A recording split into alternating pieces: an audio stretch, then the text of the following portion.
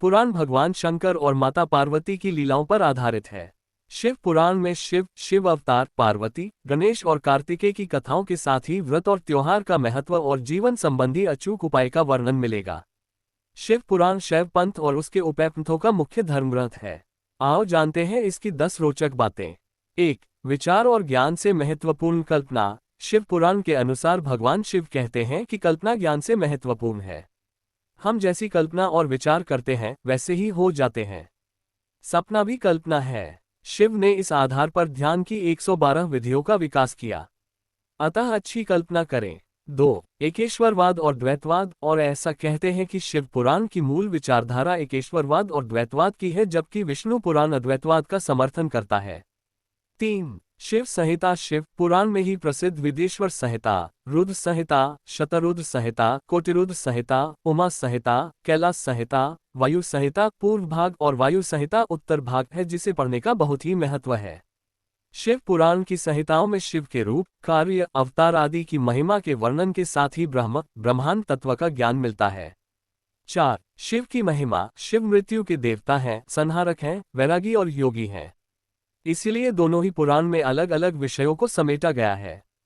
शिव पुराण में शिव सबसे महान है।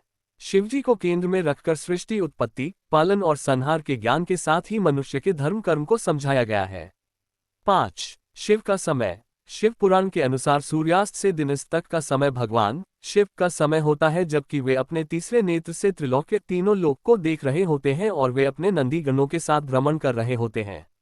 इस समय व्यक्ति यदि कटु वचन कहता है, कलह क्रोध करता है, सहवास करता है, भोजन करता है, यात्रा करता है या कोई पाप कर्म करता है तो उसका घोर रहित होता है।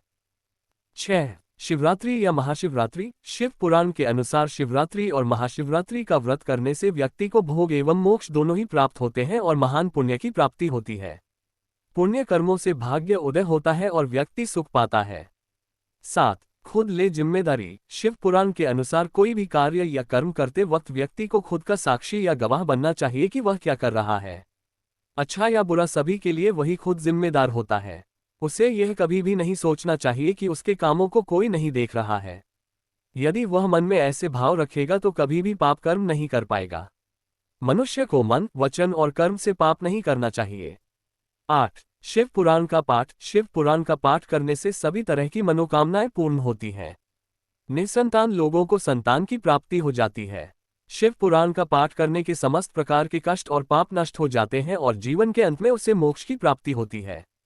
शिव पुराण का पाठ करने से वैवाहिक जीवन से संबंधित समस्याओं का समाधान होता है। इस पुराण को पढ़ने से हमारे जीवन में आ रही बाधाओं से मुक्ति का समाधान मिलता है, क्योंकि इस पुराण में कई तरह के उपाय भी बताए गए हैं। 9. पशुता से मुक्ति। शिव पुराण के अनुसार मनुष्य में जब तक राग, द्वेष, ईर्ष्या, वैमनस्य, अपमान तथा हिंसा जैसी अनेक पाश्विक वृत्तियां रहती हैं, तब तक वह पशुओं का ही हिस्सा है। पशुता से मुक्ति के लिए भक्ति और ध्यान जरूरी है।